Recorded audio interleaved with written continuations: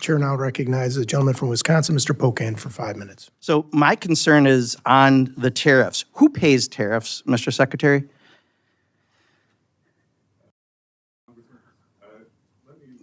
No, answer the questions I asked, please. I only have 5 minutes. Who pays tariffs? Sorry, well... Who pays tariffs? Sorry, Mr. Secretary, please. Excuse me. The question is very simply, who pays tariffs, Mr. Chairman? I'd like him to answer that question. Well, He wants to answer other questions. well, Congressman, if the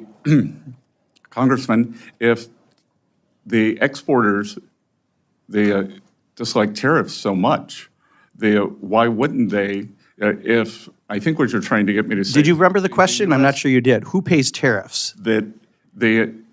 It's a very complicated question. Reclaiming my time. People pay tariffs, right? Reclaiming my time, Mr. Secretary. Reclaiming my time, Mr. Secretary. Reclaiming my time. You clearly aren't going to answer. I'm not going to waste my time having you go, Mr. Secretary, reclaiming, Mr. Chairman, I asked reclaiming my time. Tariffs. Mr. Chairman. And I asked to reclaim my time. Did I not? No, I said reclaiming my time because he's clearly not answering it. So,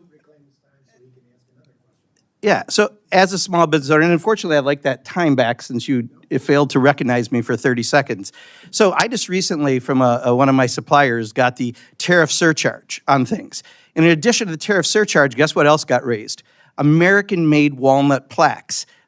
That has nothing to do with tariffs, but companies take advantage and do that. So right now, we are getting screwed right and left because of the indiscriminate use of tariffs. That's the reality for Main Street. And you go off to Beverly Hills for private investor conferences and talk about crazy Ivan theories. Answer that. What is the crazy Ivan theory of tariffs that you mentioned at the summit? Well, first of all, sir, I've had meetings with more than 50 small lenders.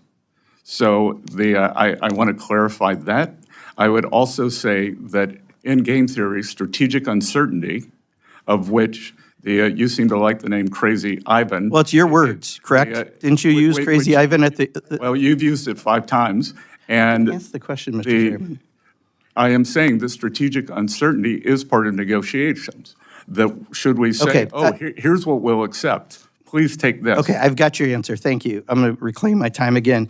So for a small business, we don't have that luxury, right? When the ports are empty in California and we can't get goods and people are stocking up for Christmas goods, Crazy Ivan is great for, please don't take this offense, really rich people like you, but for people like me, it's not, right? That's what makes small businesses fail. That's what makes people lose their jobs. That's what makes the stock market tank. So I'll ask one more time, who pays tariffs? Sir, the history would show that it is a complicated mix of who pays the tariffs over various times. So that's exactly the problem. If your answer, and you are a very educated person, you have a very impressive bio, cannot answer the question who pays tariffs because you won't answer that, and you say it's a complicated issue, it's not complicated. Consumers pay Trump's tariff tax. That's the reality. What people are looking at the economy, the first 100 days, lowest stock market since Richard Nixon, not usually a measure people are shooting for. On tariffs, the fact that last year we had an effective rate of about 2.5%. I think the Yale Budget Lab, and I believe you went to Yale, has said that effective rate is closer to 28%, the highest since 1901. I know that some of that's changed because the tariffs are on again, off again, some on again, some off again. Somewhat chaotic, I believe, as your term is what, Crazy Ivan style. I compare them to how a monkey throws dung. You're not exactly sure where they're going to land. And that's the concern I have as a small business owner, and I know Ms. Luzenkamp-Perez is as well. I've got small businesses really worried.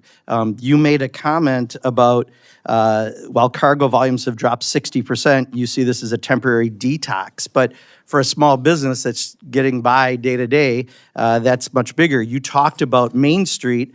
We want to finally focus on Main Street, not Wall Street. I think you were at a global investor conference in Beverly Hills yesterday. That's the cocktail party where you mentioned the Crazy Ivan theory. And before that, you were at a JP Morgan Chase World Bank private investor summit. All those things are not Main Street, right? Main Street is an auto body repair, a specialty printer. And I'll yield back, Mr. Chairman, but I do think next time if I ask to yield back, I would appreciate having my time yield. Thank you very much, Mr. Chairman, and welcome, Mr. Secretary.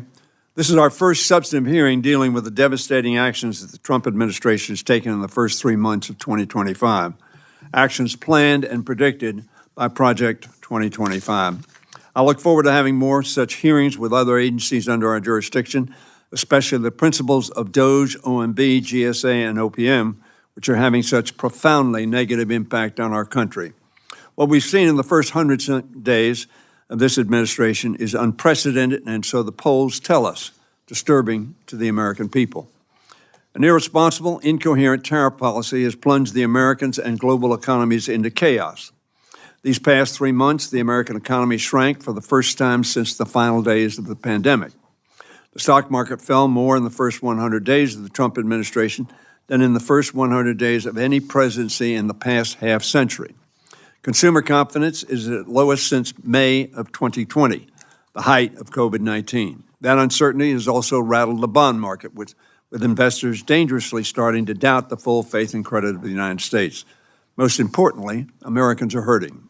Families see their costs going up. Retirees watch their life savings losing value.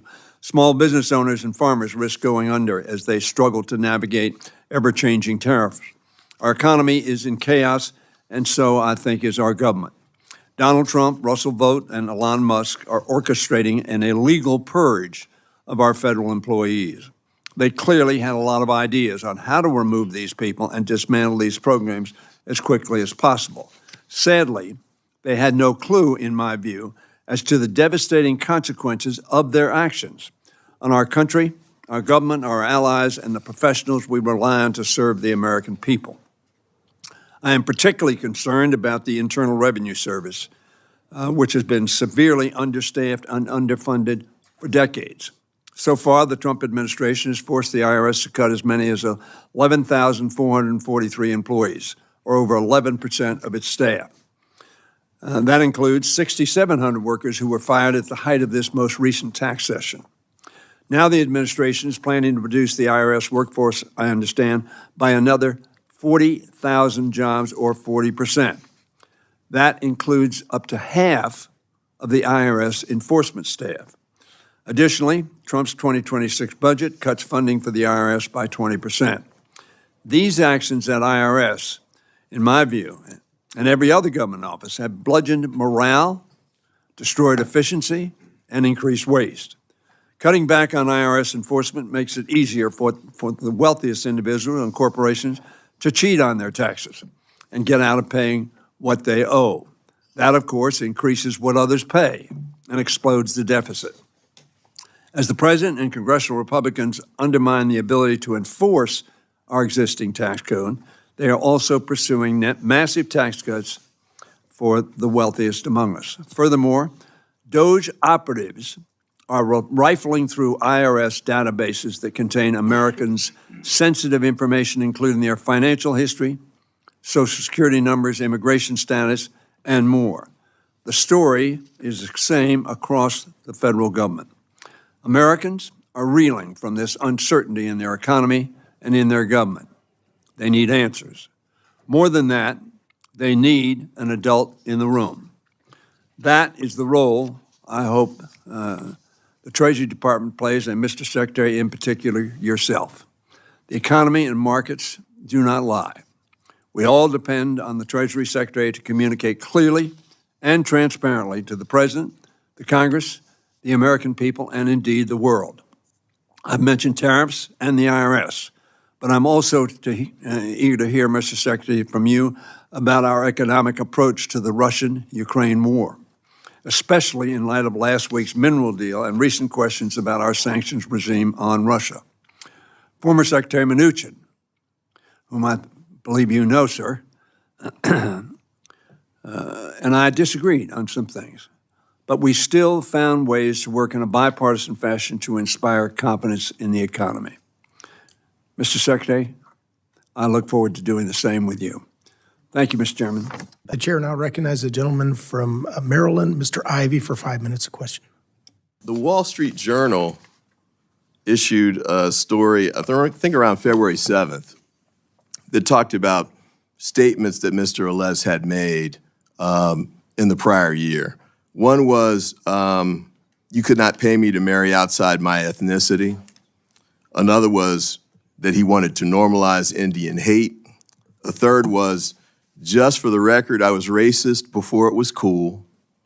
And another was, I just want a eugenic immigration policy. Is that too much to ask? This man resigned shortly after that article was published, but you don't recall him being there? Congressman, I did not recall that individual's name, but that individual was terminated. He was terminated, okay. Well, I appreciate that. Although it appears that he then later turned up that he was rehired, I guess, and that he's continuing. Not by Treasury, sir. Okay, but he was continuing to do work for Doge, but in this instance, HHS and 3 other departments? You have no idea. I didn't follow his career. Okay. Wait, you didn't catch J.D. Vance saying that he didn't think he should be terminated? Did you miss that too? I don't recall that. All right. Do you recall Mr. Trump saying that he should have a second chance? I don't recall that. No, okay. And do you recall Mr. Musk saying he should be given a second chance as well? No, sir. All right. Well, I guess the main question too here is, what exactly was the vetting practice that you had in place before you brought on these 2 people and gave them access to the payment system, which is $6 trillion? Well, sir, they did not have access to the payment system, or perhaps we have a different definition of access. They only had read-only abilities, and they were there for tech support to look at the payment system, the ERP system, just like any private enterprise. Is this an individual that you would have brought on even in that capacity if you'd known that he'd made these statements prior to him becoming part of that team? Congressman, that I think it's very difficult to monitor everyone's social media. That's not what I asked. If you knew that he had made these statements, would you have brought him on in the capacity that he had at the Department of Treasury? I think the Office of Personnel Management would have flagged that. Would you have brought him on? Sir, again, I'm not going to speculate.